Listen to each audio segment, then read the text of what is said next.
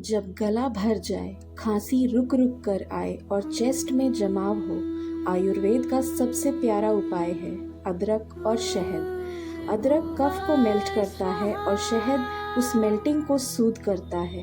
दोनों मिलकर थ्रोट को वार्म और ब्रीदिंग को इजी बनाते हैं। तो half tea spoon grated ginger और 1 teaspoon pure Honey slowly chew या सिप करें। कफ को काम करें, कंजेशन को लूज करें और थ्रोट को ओपन करें। नेचर का वार्म हीलिंग मिक्स। खुद से मिलने के लिए शुक्रिया। फिर मिलेंगे अंतरात्मा के साथ।